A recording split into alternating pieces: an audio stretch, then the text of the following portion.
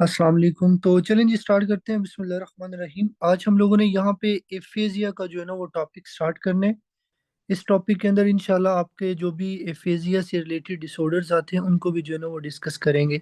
तो before going into disease, सबसे पहले आप लोगों को ये पता होना चाहिए कि एफेजिया का मतलब क्या है।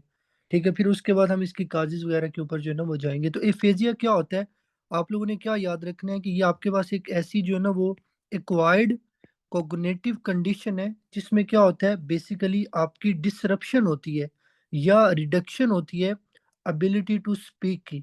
ये आप लोगों ने इसकी डेफिनेशन याद रखनी है कि एफेजिया क्या है। It is the acquired cognitive condition जो आपके पास क्या करती है, इन्वॉल्व करती है रिडक्शन, डिसरप्शन या loss of ability to speak. उसको हम लोग जो है ना वो एफेजिया बोलते होते हैं। तो यहाँ पे मैं डेफिनेशन इसकी लिख देता हूँ।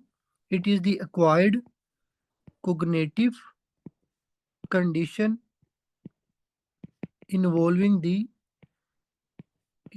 the reduction, या आपने याद रखने हैं, या डिसरप्शन, मतलब कम हो सकता है या डिसरप्ट हो सकता है, या totally loss of ability to speak.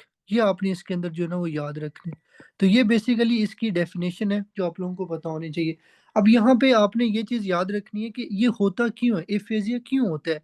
मतलब हमने पढ़ा कि यार ये एक ऐसी कोग्निटिव कंडीशन है जिसमें हमारी एबिलिटी टू जो स्पीक होती है ना, या तो उसका लॉस हो जाता है, या वो डिसरप्ट हो जाती है, या वो रिड्यूस हो जाती है। अब ये ऐसा क्यों होता है? It is mainly because of injury to the language areas in the brain. कि आपके ब्रेन के अंदर जो लैंग्वेज एरियाज होते हैं, जब उनका डैमेज होता है, it can lead to aphasia. ये आपने इसके अंदर जो है ना वो याद रखने। अब आपकी फर्स्ट एड के अंदर भी उन्होंने डेफिनेशन इसकी लिखी होगी, लेकिन वहां पे उसने इस तरह लिखा होगा कि it is the higher order language deficit. मतलब ये आपका एक लैंग्वेज जो है ना वो प्रॉब्लम है जिसमें बंदे को, आपके पास इनएबिलिटी होती है किसी चीज को समझने में, या आपके पास प्रोड्यूस करने में, या फिर प्रोप्रिएट जो लैंग्वेज होती है उसको यूज करने के अंदर, उसको भी एफेजिया बोलते हैं। तो दोनों डेफिनेशन ठीक है, जो मैंने आप लोगों को बताई है वो भी याद कर सकते हैं, या आप लोग फर्स्ट एड के अकॉर्डिंग भी चल सकते हैं। अब यहाँ पे आपने याद रखना है कि ये एफेजिया क्यों होता है। मैंने क्या बताया, it is usually because of injury to the language areas in the brain. ठीक है, आपके ब्रेन के अंदर जो लैंग्वेज एरियाज होते हैं उनके डैमेज की वजह से होता है। और आप लोगों ने याद रखना है कि ज्यादातर जो आपके एरियाज इन्वॉल्व होते हैं ना, वो यूजुअली आपके लेफ्ट साइडेड, मतलब जो आपकी डोमिनेंट साइड होती है ना, उन एरियाज की इन्वॉल्वमेंट की वजह से आपको जो है ना वो स्पेशली ये सिम्टम आते हैं। ये आप लोगों ने इसके अंदर जो है ना वो याद रखने हैं। तो ये इसकी थी आपके पास डेफिनेशन। अब हम बात करते हैं इसकी काजिज की। ये आपकी बुक में नहीं लिखा हुआ, लेकिन काजिज आप सब लोगों ने वहां पे नोट करने हैं कि what are the causes of aphasia. Aphasia की काजिज क्या हैं? हो सकता है किसी पर्सन को, आपके पास कोई ट्रोमा हुआ हो, ठीक है, ट्रोमा की वजह से हो सकता है। या हो सकता है किसी बंदे को आपके पास स्ट्रोक हुआ हो। ठीक है, स्ट्रोक का मतलब ये है कि अगर किसी बंदे को सेरिब्रो वस्कुलर एक्सीडेंट हुआ है। ठीक है, फिर इसी तरह अगर किसी बंदे को, आपके पास ब्रेन के अंदर क्या है, कोई ट्यूमर है, कोई मैस है, ब्रेन मैस। ठीक है, फिर इसी तरह हो सकता है ब्रेन के अंदर आपके पास कोई अब्सेस हो। ठीक है, अब्सेस ने उन लैंग्वेज एरियाज को डैमेज किया हो सकता है आपको इंसफ्लाइटिस हो। ठीक है, फिर इसी तरह हो सकता है आपको कोई न्यूरो डिजेनरेटिव डिजीज हो। ठीक है, जिस तरह आपके पास पार्किंसन डिजीज है, अल्जाइमर डिजीज है, all these are the neurodegenerative diseases, जिसमें आपके न्यूरॉन्स की डिजनरेशन हो जाती है। So all these are the causes of aphasia. ये आप लोगों ने इसके अंदर जो है ना वो याद रखने हैं। अब यहाँ पे थोड़ी सी मैं इसकी एपिडेमियोलॉजी की बात करूंगा। आप लोगों ने याद रखना है कि मैंने पहले भी ये चीज़ बताई है कि 90 to 95% जो पेशेंट्स होते हैं ना, उनके स्पेशली लेफ्ट हेमिस्फेयर जो आपका डोमिनेंट होता है ना, उसकी इंजरी की वजह से होता है। ये आपने याद रखने। और दूसरी बात, जैसे जैसे बंदे की एज बढ़ेगी वैसे वैसे एफेजिया के जो ना वो चांसेस ज्यादा होते हैं। ये आपने याद रखने। अब यहाँ पे थोड़ा सा मैं लैंग्वेज एरियाज के बारे में आप लोगों को बताना चाहता हूँ कि एज अ गुड स्टूडेंट आपको पता होना चाहिए कि आपके ब्रेन के अंदर जो इंपॉर्टेंट लैंग्वेज एरियाज हैं एफेजिया से रिलेटेड, वो कहाँ पे होते हैं। तो उसके लिए यहाँ पे लेट्स सपोज मैं आपके सामने ये ड्रा करूंगा। ठीक है, आप, सॉरी, जस्ट मुझे इसको दोबारा ड्रा करने दें। तो ये आपके पास क्या है जी, लेट्स सपोज आप ये समझ लीजिए आपका सेरिब्रल कोर्टेक्स है। ठीक है, आप लोगों ने मुझे बताना है ये आपका फ्रंटल लोब है, ये आपका टेम्पोरल लोब है, ये आपका ओसिपिटल लोब है, and this is the parietal. आप लोग मुझे बताएंगे कि फ्रंटल लोब के अंदर कौन सा एरिया मैंने आप लोगों को पढ़ाया था। अगर मैं बात करूँ यहाँ पे लेट्स सपोज एक एरिया है, और एक आपका टेम्पोरल लोब के अंदर है। फ्रंटल लोब के अंदर कौन सा एरिया मैंने आप लोगों को पढ़ाया था? दैट इज़ ब्रोकस एरिया, ठीक है? और जो आपका टेम्पोरल लोब है, यहाँ पे आपका वर्निकिस एरिया होता है, ये आप लोगों ने याद रखना है।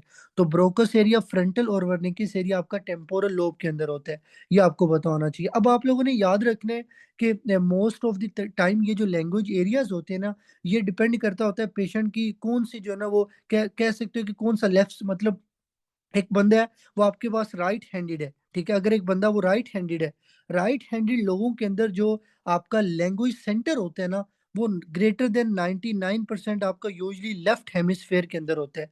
तो इसका मतलब ये है कि अगर कोई मेरे पास बंदा है, वो राइट हैंडेड है, ठीक है? उसका लैंग्वेज एरिया जो होगा, लैंग्वेज सेंटर होगा, वो कौन से हेमिस्फीयर में आएगा?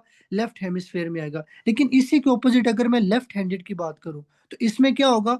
आपका जो अ, ऑन एवरेज 70% जो आपका ये होता है ना लैंग्वेज सेंटर, ये आपके राइट हेमिस्फीयर में होता है। बट 15 टू 20% इन लोगों के अंदर भी क्या होता है? आपका लेफ्ट हेमिस्फीयर होता है, ये आपने याद रखना। और बाज़ दफ़ा क्या होता है 15 टू 20% कुछ लोग ऐसे होते हैं जिनके अंदर बाइलैटरल होते हैं, ठीक है? मतलब उनमें लेफ्ट में भी होगा, राइट में भी होगा। तो बाज़ दफ़ा लेफ्ट हैंडेड कुछ ऐसे बंदे हमारे पास आ जाते हैं जिनके अंदर लेफ्ट एंड राइट दोनों साइडों पे जो है ना वो डोमिनेंट हेमिस्फीयर होते हैं। तो बाइलैटरल सॉरी डोमिनेंट हेमिस्फीयर कहने का मतलब ये है कि इन लोगों के अंदर जो लैंग्वेज सेंटर्स है ना, ये बाइलैटरल भी हो सकते हैं। तो ये थोड़ा-सा आप लोगों ने ना कुछ बेसिक चीज़ें याद रखनी है। ये आपकी बुक में नहीं लिखा हुआ but these are the important things जो एटलीस्ट आपको पता होनी चाहिए। फिर उसके बाद ब्रोकस एरिया फ्रंटल लोब में है, वर्निकिस एरिया आपका टेम्पोरल लोब के अंदर होता है, ये आपको पता होना चाहिए। फिर उसके बाद अगर आपसे एग्ज़ाम में पूछा जाए कि ये जो ब्रोकस एरिया ये आपके फ्रंटल लोब में कहाँ पे होता है, ठीक है? और इसका फंक्शन क्या होता है? तो आपने क्या याद रखना है, in the frontal lobe it is located in the posterior inferior side, ठीक है? जो आपके फ्रंटल लोब की पोस्टीरियर एंड इंफीरियर साइड होती है, वहाँ पे ये प्रेज़ेंट होता है। और इसका फ़ंक्शन क्या होता है? इसका फ़ंक्शन होता है स्पीच को स्टार्ट करना। It helps in initiating the speech. It also help in motor control of language. जो भी आप ये ज़ुबान बोलते हैं ना, इसके अंदर जो मोटर कंट्रोल होता है, it is because of Broca's area. तो motor control of spoken language is under control of Broca's area, ये आपने याद रखना है। फिर उसके बाद ये जो आपके सेंटेंस फॉर्मेशन होती है, ये जो आप जुमले बनाते हो, it is also under control of Broca's area, ये आपको पता होना चाहिए। अब अगर मैं बात करूँ वर्निकिस एरिया की, तो वर्निकिस एरिया आपका कहाँ पे होता है? It is also located in posterior, superior in the temporal lobe, ठीक है? टेम्पोरल लोब की जो पोस्टीरियर और सुपीरियर सरफेस होती है, वहाँ पे ये होता है। और इसका फंक्शन क्या होता है? इसका फंक्शन होता है लैंग्वेज को समझना, ठीक है? ये जो आप लोग स्पोकन मतलब मैं आपके सामने अगर उर्दू बोल रहा हूँ, तो उर्दू मैं जो बोल रहा हूँ, ये जो मतलब मेरे सेंटेंस बन रहे हैं, it is because of Broca's area. But आप लोगों को मेरी ये जो लैंग्वेज समझ आ रही है, यहाँ पे मैंने जो भी चीज़ें समझा रहा हूँ, ये आपको समझ आ रही हैं। तो it is mainly because of Wernicke's area. ये क्या करता है? ये अंडरस्टैंडिंग के अंदर हेल्प करता है। जो भी आप स्पोकन लैंग्वेज कह सकते हो, यूज़ करते हो, it helps in understanding that language, ये आपने याद रखने हैं। फिर उसके बाद ये प्लानिंग करता है कि आपने किस तरह के वर्ड्स को यूज़ करने हैं। तो it helps in planning to use of words, ये आपने याद रखने हैं। तो these are the like you can say common functions of Broca's and Wernicke's area, और ये एटलीस्ट आप लोगों को पता होने चाहिए। इनके बगैर चीज़ें जो है ना वो आगे आपको समझ नहीं आएँगी। तो ये आप लोगों ने इसमें याद रखना है। फिर इसी तरह एक और आप लोगों ने चीज़ याद रखनी है कि हमारे ब्रेन के अंदर ये जो ब्रोकस और वर्निकिस एरिया ना, ये आपके पास आपस में कनेक्टेड होते हैं। और वो स्ट्रक्चर जो वर्निकिस और ब्रोकस एरिया को आपस में कनेक्ट करती है, उसको क्या बोलते होते हैं? उसको बोलते हैं आर्कुएट फेसिकुलस, ये प्लीज़ आपने याद रखना है। और ये जो आर्कुएट फेसिकुलस होते हैं ना, ये रेपिटेशन के अंदर हेल्प करते हैं। ये आपने इसमें चीज़ें याद रखनी। देखो, मैं आपको ये बेसिक चीज़ें इसलिए पढ़ा रहा हूँ क्योंकि अगर ये आपको नहीं आती ना, आगे बिल्कुल कुछ भी समझ नहीं आना आपको। तो दैट्स व्हाई उन्होंने आपकी फर्स्ट एड में तो डायरेक्ट लिख दी है, but as a good student और ये हमारी ड्यूटी है कि आपको पैटर्न के साथ जो है ना वो चीज़ों को कवर कराया जाए। तो ये आप लोगों ने इसमें चीज़ें याद रखनी। अच्छा, अब नेक्स्ट हम लोग ये बेसिकली आपके पास कुछ बेसिक कह सकते हैं एनाटॉमी थी, जो आप लोगों को पता होनी चाहिए। अब नेक्स्ट हम लोग चलते हैं, एक और टर्म है आपकी बुक में भी लिखी होगी, डिसआर्थरिया का मतलब क्या होता है? डिसआर्थरिया का मतलब होता है कि एक बंदा जब वो आपके पास कोई भी स्पीच प्रोड्यूस ना कर सके, ठीक है? Motor inability to produce this speech, it it is called dysarthria. ये आपने इसमें याद रखने। तो ये आप लोगों को जो है ना वो बेसिक टर्म्स पता होने चाहिए। अब नेक्स्ट हम लोग पढ़ेंगे आपका जो एफेजिया है इसकी कितनी टाइप्स होती हैं, और जो टाइप्स आपकी फर्स्ट एड में लिखी है मैं उन्हीं को टच करूंगा, बट मैं यहाँ पे आप लोगों को बताऊंगा सारी। तो एक आपके पास होता है नॉन फ्लुएंट अफेजिया, ठीक है, एक ये टाइप है। एक आपके पास टाइप होती है फ्लुएंट अफेजिया, और थर्ड नंबर पे आपके पास होता है ग्लोबल एफेजिया। फोर्थ नंबर पे आपके पास होता है कंडक्शन एफेजिया, और फिफ्थ नंबर पे आपके पास होता है ट्रांस कोर्टिकल एफेजिया। ये आप लोगों ने इसमें याद रखना है। फिर इसी तरह सिक्स नंबर पे एक होता है एनोमिया, ठीक है। All these are the types of aphasia, ये आप लोगों ने इसमें याद रखना है। अच्छा, अब यहाँ पे थोड़ा सा टच लेते हैं कि अगर आपसे एग्जाम में पूछा जाए कि नॉन फ्लुएंट अफेजिया के अंदर आपके पास कौन सा एरिया डैमेज होता है, तो आप लोगों ने ब्रोकस एरिया को पिक करना है, ठीक है। इसी का दूसरा नाम है ब्रोकस एफेजिया। तो ब्रोकस एफेजिया या non fluent aphasia, these are the same thing. इसी का थर्ड नाम है एक्सप्रेसिव एफेजिया। तो अगर आपसे एग्जाम में पूछा जाए ब्रोकस एरिया या फिर आपके पास एक्सप्रेसिव एफेजिया या नॉन फ्लुएंट एफेजिया के अंदर कौन से एरिया का डैमेज होता है, तो आप लोगों ने प्लीज याद रखना है कि जो लीजन होगी वो आपके ब्रोकस एरिया के अंदर होगी। ये आपको पता होना चाहिए। अब देखो, मैंने आपको पीछे इसका फंक्शन पढ़ाया है कि ब्रोकस एरिया का फंक्शन क्या था। ब्रोकस एरिया का फंक्शन हमने ये पढ़ा था कि ये बेसिकली आपका स्पीच को इनिशिएट करने में हेल्प करता है, या आपकी स्पोकन लैंग्वेज की जो मोटर कंट्रोल होती है उसमें हेल्प करता है, और सेंटेंस फॉर्मेशन के अंदर हेल्प करता है। तो अगर एक बंदा उसके अंदर ये ब्रोकस एरिया का डैमेज हो जाता है तो उसको फिर क्या होगा। बेसिकली आप लोगों ने क्या याद रखना है, फिर इसके अंदर आपकी जो लैंग्वेज इनिशिएशन है, ठीक है, एक तो आपकी जो लैंग्वेज है वो प्रोड्यूस नहीं होगी, ठीक है, लैंग्वेज प्रोडक्शन नहीं होगी। दूसरी बात आपने क्या याद रखना है, इसके अंदर आपका जो मोटर कंट्रोल है स्पीच का वो लॉस हो जाएगा। जो बंदे हैं, वो अपनी मतलब जो कह सकते हो कि स्पीच है उसको इनिशिएट नहीं कर सकता, ये आपने याद रखना है। लेकिन देखो, इसके अंदर आपका वर्निकिस एरिया नॉर्मल है। वर्निकिस एरिया नॉर्मल होने की वजह से आप इससे जो बात करोगे ना वो इसको समझ आएगी, लेकिन ये उस उसका रिस्पॉन्स नहीं दे सकता, क्योंकि इसका रिस्पॉन्स देने के लिए हमें इसका ब्रोकस एरिया इंटेक्ट चाहिए। तो इसका मतलब ये है कि आप इसको जो भी बताओगे ना ये समझ जाएगा, ठीक है। इसकी जो इंसाइट है, इसकी जो अंडरस्टैंडिंग पावर है वो नॉर्मल है, क्योंकि इसका वर्निकिस एरिया नॉर्मल है, इसकी इंसाइट नॉर्मल होगी। लेकिन ये बंदा, इसको गुस्सा आएगा कि यार मुझे समझ भी आ रही है लेकिन फिर भी मैं बोल नहीं सकता, ठीक है। तो दीज आर दी पेशेंट्स जो आपके पास क्या होंगे, फ्रस्ट्रेटेड होंगे। फ्रस्ट्रेटेड क्यों होंगे, क्योंकि इनकी जो कंप्रीहेंशन है, जो चीज को समझने की पावर है वो नॉर्मल है, बिकॉज जो वर्निकिस एरिया वो नॉर्मल होते हैं। तो ये आप लोगों ने इसमें याद रखने। उसके बाद आपका आता है फ्लुएंट एफेजिया। फ्लुएंट एफेजिया का दूसरा नाम है वर्निकिस एफेजिया, ठीक है, ये आपने याद रखना। और इसका थर्ड नेम है रिसेप्टिव एफेजिया, ठीक है, रिसेप्टिव एफेजिया। और अगर एग्जाम में एमसीक्यूज आए कि इस सेफेजिया के अंदर किसका डैमेज होता है, आप लोगों ने याद रखना है आपका वर्निकिस एरिया का डैमेज होगा। अब आप लोग यार खुद देखिए, अगर वर्निकिस एरिया का डैमेज है, मैंने पीछे क्या बताया, भाई पेशेंट आपके पास स्पीच इनिशिएट कर सकता है, पेशेंट की मोटर कंट्रोल ठीक होगी। मसला ये आएगा कि पेशेंट की जो कंप्रीहेंशन है, चीज को समझने की जो पावर है ना, जो लैंग्वेज को समझने की पावर है वो खत्म हो जाएगी, ठीक है। क्या होगा, पेशेंट आपके पास इम्पेयर्ड लैंग्वेज कंप्रीहेंशन होगा, ये मरीज आपके पास समझ नहीं सकता, और इसकी इंसाइट भी इंटेक्ट नहीं होगी। इंसाइट का मतलब होता है किसी चीज को समझने की पावर, ठीक है, वो इस बंदे में नहीं होगी। तो जारी बात है, ये लोग फ्रस्ट्रेटेड तो नहीं होंगे, क्योंकि इसको समझ ही नहीं आ रही आप क्या बोल रहे हो, क्या बात कर रहे हो। तो इसीलिए ये इंजॉय करेगा, हंसेगा, कोई टेंशन नहीं है, जो मर्जी बात करो, आगे से अपनी मर्जी से कुछ भी जवाब दे देगा। जवाब इसलिए देगा क्योंकि ब्रोकस एरिया इंटेक्ट है, कुछ भी बोल सकता है। लेकिन आप जो कह रहे हो ना उसका आंसर नहीं देगा, क्यों, क्योंकि आपका वर्निकिस एरिया खराब हो गया। ये आपने इसमें याद रखने। उसके बाद नेक्स्ट हमारा आता है आपके पास ग्लोबल एफेजिया, ठीक है।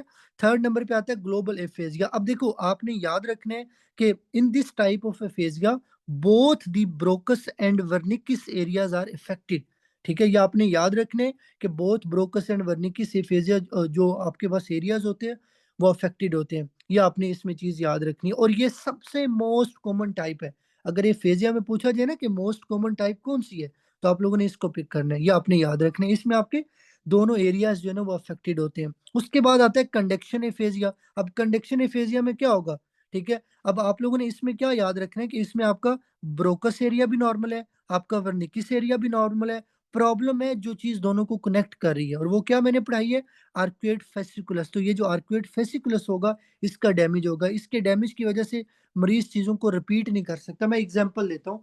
मेरे पास एक बंदा आता है, मैं उसको बोलता हूँ कि आपने इस लफ्ज को 10 बार बोलना है। ठीक है, आप उसे बोलोगे ना, देखो आपने उसको बोला, उसको समझ आ गया। अब वो चीजों को रिपीट नहीं कर पा रहा, हालांकि उसे पता भी है कि मुझे ये ऑर्डर मिला है, मैंने इसको रिपीट करने हैं, लेकिन फिर भी वो नहीं कर पा रहा। तो रेपिटिशन में सिर्फ मसला है, तो वो कंडक्शन में फेज गया, इसमें आपका आर्कुएट फेसिकुलस का जो है ना वो डैमेज होते हैं। ये आपने याद रखने। बाकी मैं थोड़ा सा इन दोनों के बारे में बता देता हूँ, बट ये आपकी बुक में नहीं लिखा हुआ। आपने याद रखना है कि ये जो ट्रांसकोर्टिकल एफेजिया होता है ना, ये सेंसरी भी हो सकता है, मोटर भी हो सकता है। ठीक है, जो सेंसरी होता है, इसमें जो प्रॉब्लम होती है ना, वो वर्निकिस एरिया के इर्द गिर्द होती है। जो आपका मोटर होता है, ये बेसिकली आपके ब्रोकस एरिया के इर्द गिर्द डैमेज होता है। ये आपने याद रखना है। और कुछ लोगों के अंदर ये मिक्स भी होता है, सेंसरी भी होगा, मोटर भी होगा। तो इसका मतलब क्या है कि आपका जो Wernicke's area, Broca's area, arcuate fasciculus है, इनके इर्द गिर्द जो है ना वो प्रॉब्लम हो सकती है। आप लोग बेशक इसको ना याद रखें, बट एटलीस्ट आप लोगों को पता होना चाहिए, it is also the type of aphasia, and it has 3 types, sensory, mixed, motor. ठीक है, ये आपको बताना चाहिए। उसके बाद है एनोमिया। एनोमिया में क्या होता है, आपने सिंपल याद रखना है कि आपका जो एंगुलर गायरस होता है ना, वहां पे लीजन होती है, वहां पे डैमेज होता है। बट अगेन मैं आप लोगों को ये चीज क्लियर करना चाहता हूँ कि आप लोगों ने एग्जाम के लिए आपके जो फर्स्ट 4 है, ठीक है, इनको अच्छे से कर लेना है। जैसे मैंने एग्जांपल्स बताई हैं, जैसे मैंने करवाया, वैसे आप लोगों ने इसके अंदर जो है ना वो चीज याद रखनी है। तो ये बेसिकली आप लोगों का जो है ना वो एफेजिया का टॉपिक था। अब इंशाल्लाह आप लोग जब बुक से पढ़ेंगे ना, तो आप लोगों को कोई भी चीज वहां पे जो है ना वो प्रॉब्लम क्रिएट नहीं करेगी। बाकी अगेन डायग्नोसिस, ट्रीटमेंट, वो हमारा मेडिसिन में काम है। वो इंशाल्लाह हम लोग जो नेक्स्ट स्टार्ट करेंगे, लाइक 7 अप्रैल से हमारा क्लिनिकल सेशन स्टार्ट होगा, तो उसके अंदर फिर हम लोग स्टार्ट करेंगे। तो ये सब लोगों को समझ आ गया? जल्दी से बताएं, शाबाश। ये सब लोगों को समझ आ गया?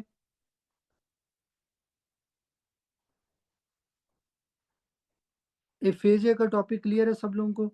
ठीक है जी, ठीक है।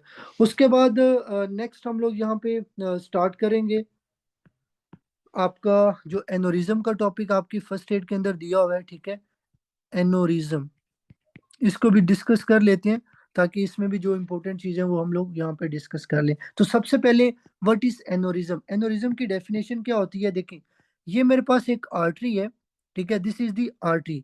अब इस आर्टरी के अंदर क्या हो जाता है, जब भी एबनॉर्मल डायलिटेशन होती है, ठीक है, तो ये क्या आपके पास एक एबनॉर्मल डायलिटेशन है, इस एबनॉर्मल डायलिटेशन को क्या बोलते होते हैं? एनोरिज्म बोलते होते हैं। तो यहाँ पे आपने क्या याद रखना है कि एनोरिज्म क्या होता है?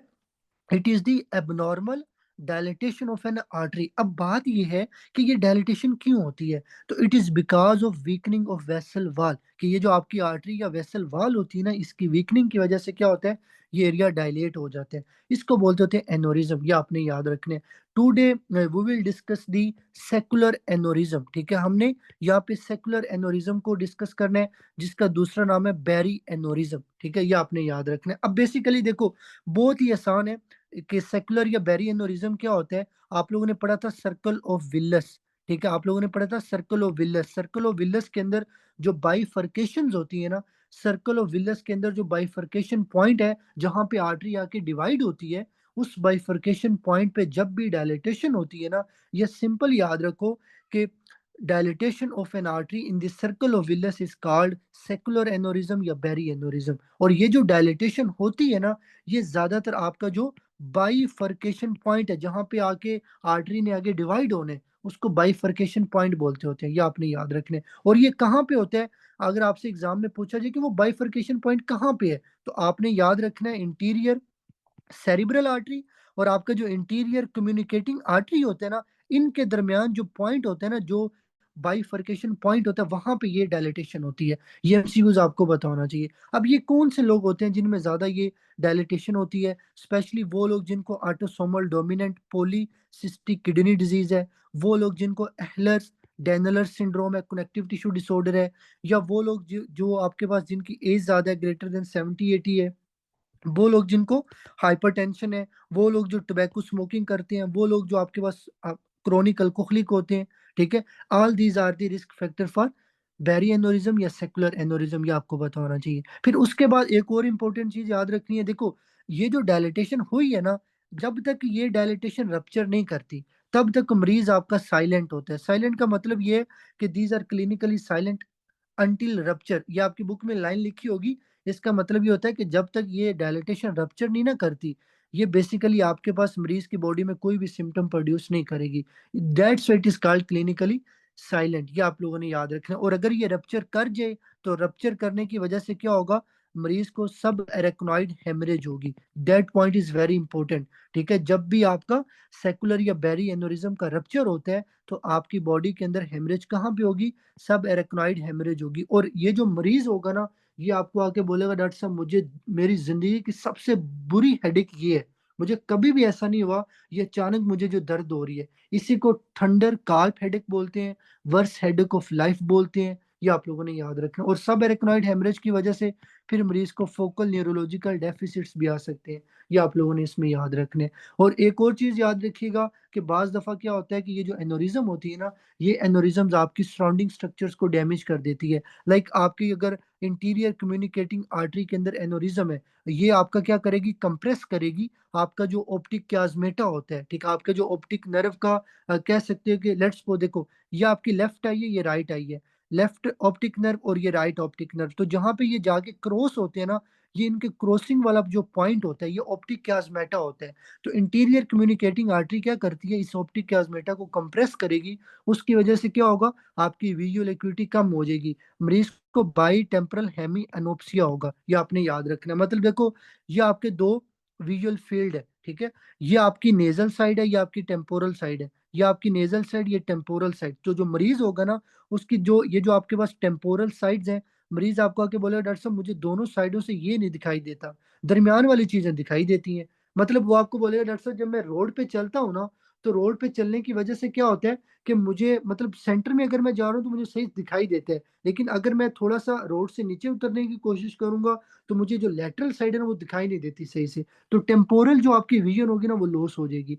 उसको बोलते हैं बाई टेम्पोरल हेमी एनोप्सिया। ये आपने याद रखने, ये मरीज को होगा। और इसी तरह आपने याद रखना है कि जब आपका मतलब लेट्स सपोज अगर आपके पास ये रप्चर कर जाती है, ठीक है, अगर आपके इंटीरियर कम्युनिकेटिंग आर्टरी के अंदर रप्चर आ जाते हैं, तो रप्चर की वजह से क्या होगा, वहां पे स्कीमिया होगा, हेमरेज होगी, जिसकी वजह से आपको इंटीरियर सेरिब्रल आर्टरी की जो बेसिकली डिस्ट्रीब्यूशन होगी, मतलब आपका जो लोअर लिम्ब है उसके अंदर सेंसरी आपको मोटर डेफिसिट्स आएंगे, आपको हेमीप्रेसिस हो सकता है, सेंसरी डेफिसिट्स हो सकते हैं। ये आप लोगों ने याद रखना है। तो इंटीरियर कम्युनिकेटिंग आर्टरी अगर कंप्रेशन करेगी तो आपको ऑप्टिक क्याज्मेटा का डैमेज होगा, अगर ये रप्चर करेगी तो स्कीमिया होगा in the interior cerebral artery distribution. ये आपको बताना चाहिए। फिर इसी तरह लेट्स सपोज आपकी मिडल सेरिब्रल आर्टरी के अंदर अगर एनोरिज्म है, अगर ये एनोरिज्म यहाँ पे रप्चर होती है तो क्या होगा, बेसिकली आपका मिडल सेरिब्रल आर्टरी की डिस्ट्रीब्यूशन के अंदर स्कीमिया होगा। आपको अपर एक्सट्रीमिटी के अंदर क्या होगा, आपको फेस के अंदर सेंसरी मोटर डेफिसिट्स आएंगे,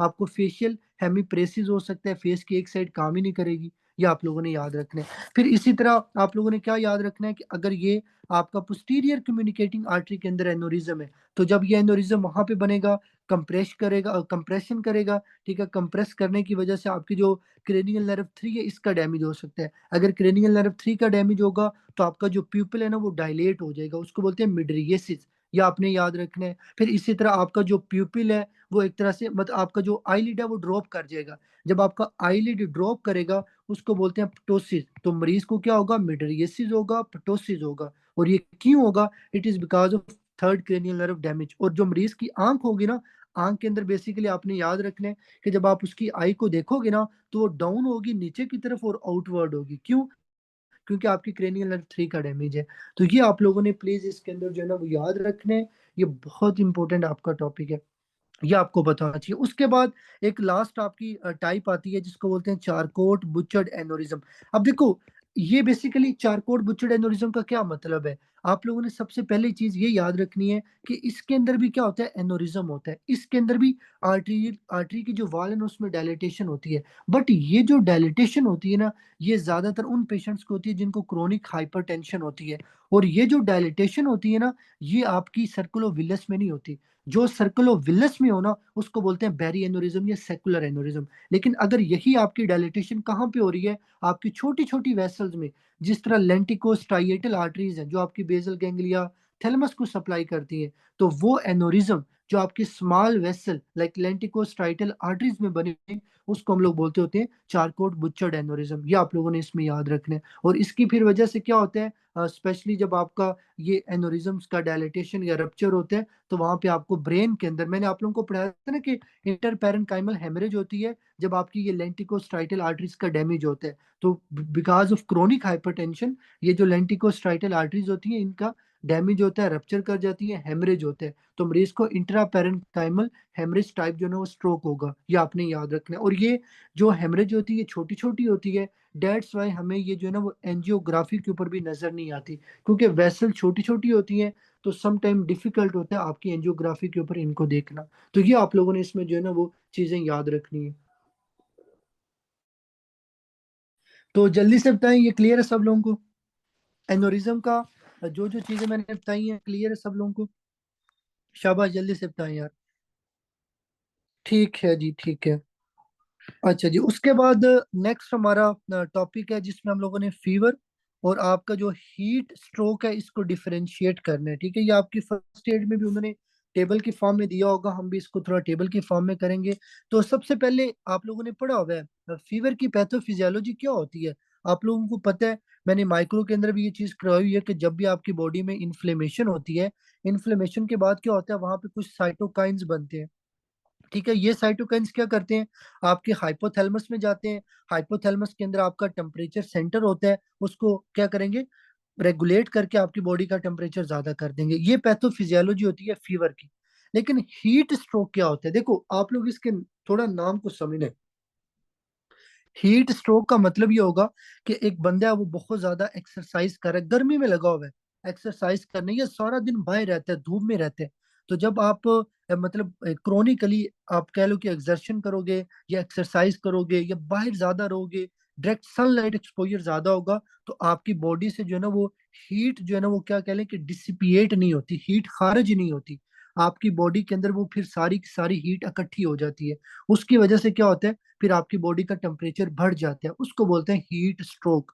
तो स्ट्रोक क्यों बोलते हैं, क्योंकि इसमें आपका बॉडी का टेम्परेचर ज्यादा होने की वजह से ना आपके सीएनएस का डिसफंक्शन होगा, आपको थोड़ी कंफ्यूजन होगी, डेट्स वाई इसको स्ट्रोक बोलते होते हैं। हालांकि रियल में इसमें कोई मसला नहीं होता, आपने ये नहीं सोचना कि ये वो रियल वाला स्ट्रोक है, ये बेसिकली टेम्परेरी होता है। ठीक है, इसमें जो बंदे का सीएनएस होता है ना वो टेम्परेरी तौर पे डिसफंक्शन हो जाता है, कंफ्यूजन वगैरह होती है, लेथर्जिक होगा, हेडिक होगी, ये आपको पता होना चाहिए। तो दोबारा रिपीट कर देता हूँ, what is the difference between fever and heat stroke. जो फीवर होता है it is mainly because of inflammation, इसमें साइटोकाइंस बनते हैं, इन्फ्लेमेशन की वजह से वो साइटोकाइंस क्या करेंगे, हाइपोथैलेमस में जाएंगे, हाइपोथैलेमस के अंदर जाके आपके जो टेम्परेचर सेंटर है इसको रेगुलेट करके बॉडी टेम्परेचर ज्यादा करेंगे, फीवर होगा।